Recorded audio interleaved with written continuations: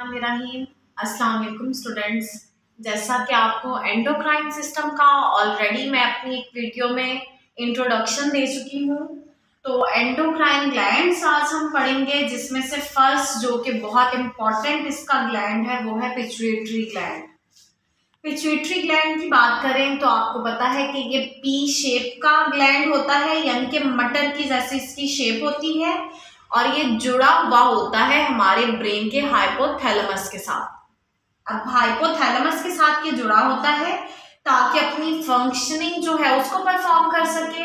और अगर हम इसके वेट की बात करते हैं तो वो 0.5 ग्राम होता है। अब जो हाइपोथैलेमस के साथ इसकी अटैचमेंट है उसकी बेस पे हम जो पिट्यूटरी ग्लैंड है इसको दो लोब्स में डिवाइड करते हैं, जो हम पिट्यूटरी ग्लैंड में स्टडी करते हैं, जिसमें से एक है आपका एंटीरियर लोब और दूसरा है पोस्टीरियर लोब।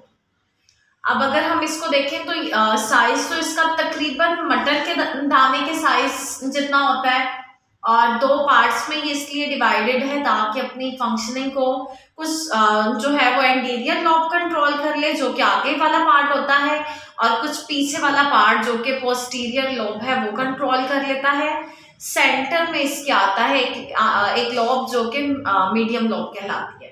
अब आज हम जो पढ़ने जा रहे हैं वो है एंटीरियर लोब।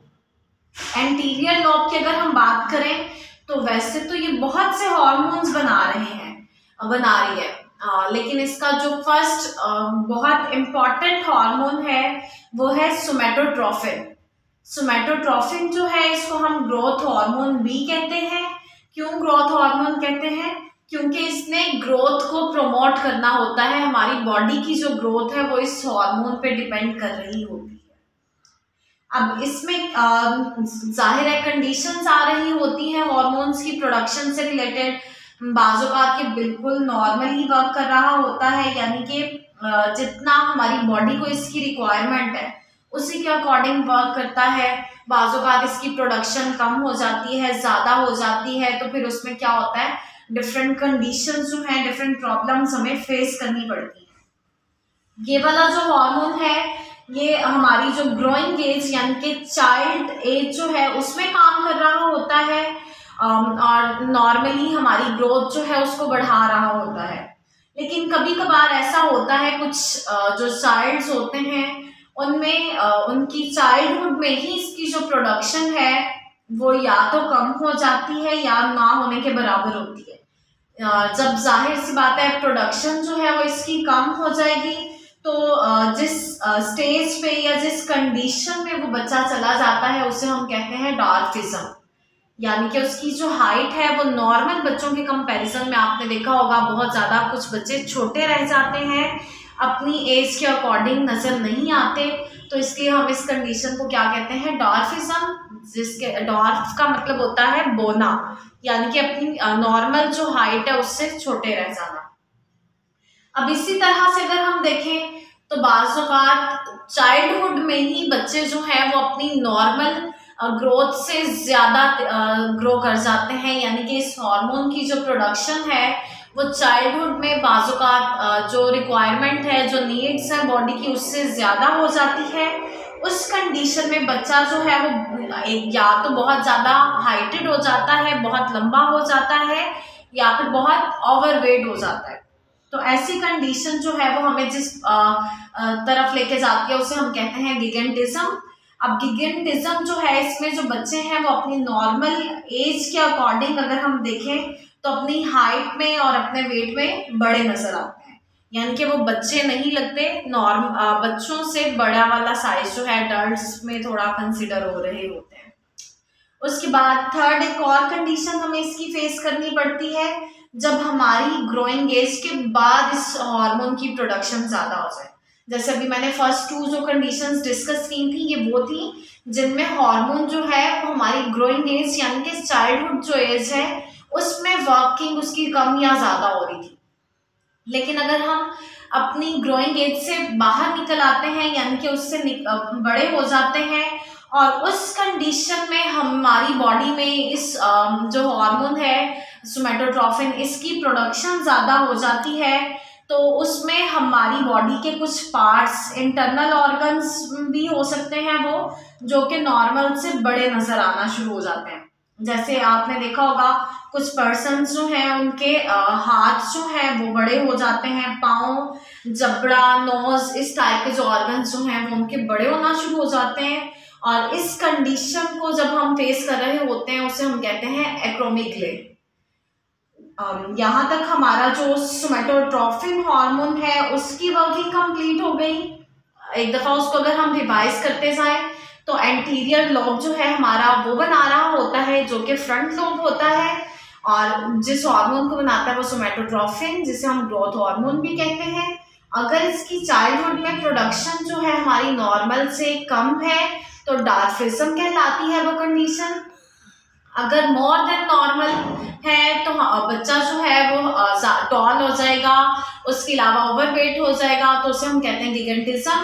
और अगर हम ग्रोइंग एज से निकल आए हैं तो हमें ये कंडीशन फेस करनी पड़ रही है तो उसको हम कहते हैं एक्रोमिक ग्ले। अब नेक्स्ट हम चलते हैं, हमारा जो सेकंड हार्मोन है एंटीरियर लोब का, जिसे हम कहते हैं थायराइड स्टिमुलेटिंग हार्मोन। अब थायराइड स्टिमुलेटिंग हार्मोन है तो जाहिर सी बात है हमारे थायराइड में इसकी वर्किंग आ जाती है, जो कि हमारे गले में पाया जाता है। लेकिन ये हार्मोन जो है इसकी प्रोडक्शन हमारा हाइपोथैलेमस ही कर रहा होता है, यानी कि हमारा ब्रेन ही इसको कंट्रोल कर रहा होता है। क्योंकि हमारा जो हार्मोन है ये जितने भी हम पढ़ रहे हैं पिट्यूटरी ग्लैंड में, पिट्यूटरी ग्लैंड को ही हमारा हाइपोथैलेमस कंट्रोल कर रहा है, तो इसलिए जो सारी फंक्शनिंग है उसी से रिलेटेड है। अब इसमें अगर हम थायराइड स्टिमुलेटिंग हार्मोन को अगर हम देखें तो इसका फंक्शन थायराइड में काम करना तो नहीं होता, लेकिन इसको अगर हम देखें तो हमारा जो हाइपोथैलेमस हमारे ब्रेन में होता है वो हमारे एंटीरियर लोब को मैसेज कन्वे करता है कि वो हमारा जो थायराइड है, थायराइड ग्लैंड है, उसको जाके नॉक कर दे, यानी कि उसको स्टिमुलेट करें। इसके लिए आप लोग ये भी कह सकते हैं, जैसे अगर हमने बाज़-औक़ात ऐसा होता है मैसेजेस को किसी को कन्वे करवाना हो तो हम एक पर्सन जो है वो सेकंड के पास चला जाता है कि ये वाला मैसेज थर्ड पर्सन को आप दे आएं, तो उसी से मिलता जुलता इनका भी फंक्शन है कि जो हमारा हाइपोथैलेमस है वो हमारे एंटीरियर लोब को मैसेज देगा और एंटीरियर लोब जो है वो हमारे थायराइड ग्लैंड को जाके नॉक करेगा कि आप अपना जो काम है उसको परफॉर्म कर दें।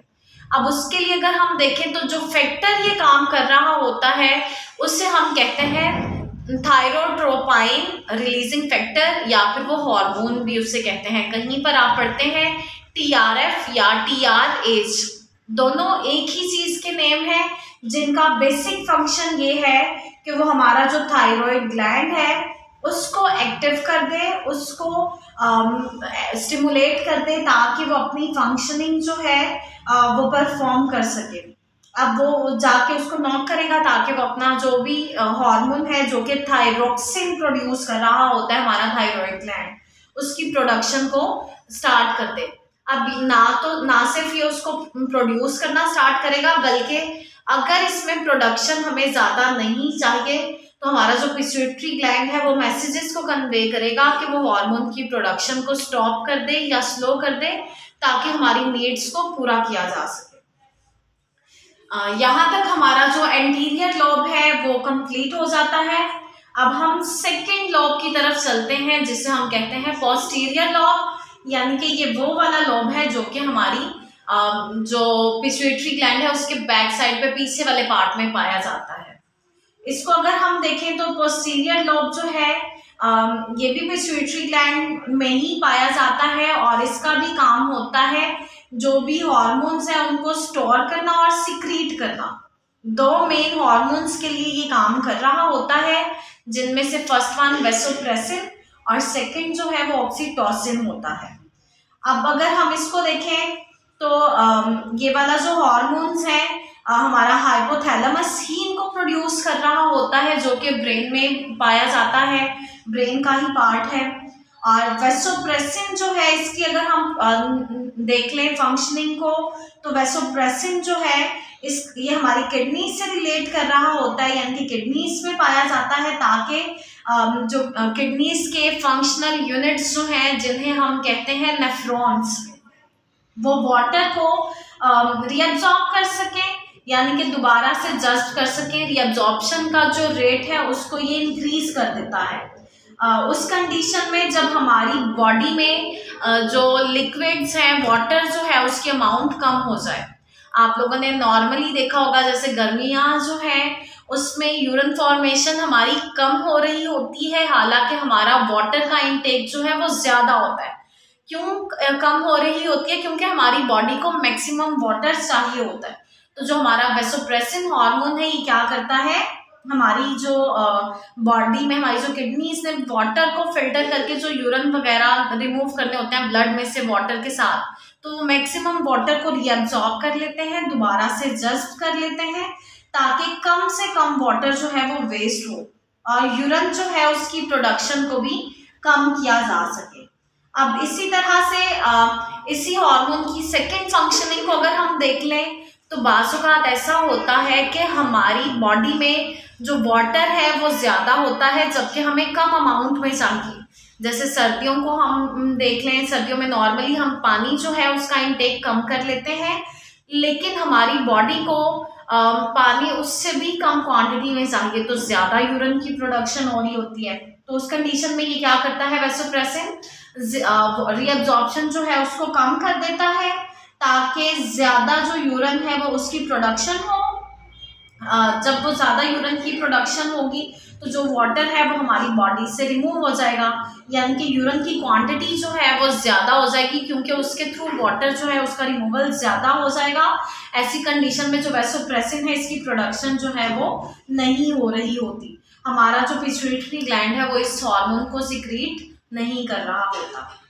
उसके बाद अब बाज़-औक़ात ऐसा होता है कि हमारी बॉडी को जो वाटर है वो जब चाहिए नहीं होता, ज़्यादा वाटर का रिमूवल हो रहा होता है, तो वो हमें जिस कंडीशन की तरफ लेके जा रहा होता है जिसमें हमें प्रॉब्लम फेस करनी पड़ती है उस बेस पे कि या तो वाटर ज़्यादा चाहिए तो वो ज़्यादा रिमूव हो गया है, तो उसमें डायबिटीज़ की तरफ हम चले जाते हैं। डायबिटीज़ इंसिपिडस कहते हैं उस डिसऑर्डर को जिसकी तरफ हमें वैसोप्रेसिन जो है वो ले जाता है।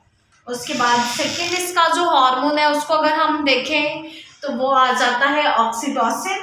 ऑक्सीटोसिन जो है ये नॉर्मली मदर्स जो है जब बेबी की बर्थ होनी होती है तो उनकी जो यूट्रस होती है उसकी कॉन्ट्रैक्शन के लिए काम करता है। इसकी जो प्रोडक्शन है वो कॉन्ट्रैक्शन को स्टिमुलेट करती है, ताकि जो मदर्स हैं उनमें जो चाइल्ड की बर्थ है वो प्रॉपर तरीके से हो सके। उसके अलावा ये हार्मोन जो है उस वक्त भी काम कर रहा होता है जब जो छोटे बेबीज होते हैं वो मदर फीड पे डिपेंड कर रहे हों, तो उस मदर फीड की प्रोडक्शन के लिए भी ये हार्मोन जो है वो उनकी बॉडी में काम कर रहा होता है। तो आज का जो टॉपिक था हमारा वो इतना ही था। अगर आपने कोई भी क्वेश्चन करना है इससे रिलेटेड तो वो आप कमेंट सेक्शन में क्वेश्चन जो है वो कर सकते हैं। आई होप सो आज का आपको टॉपिक जो है वो समझ आ गया होगा। इंशाल्लाह नेक्स्ट टॉपिक के साथ नेक्स्ट वीडियो में हाजिर होंगे। अल्लाह हाफिज़।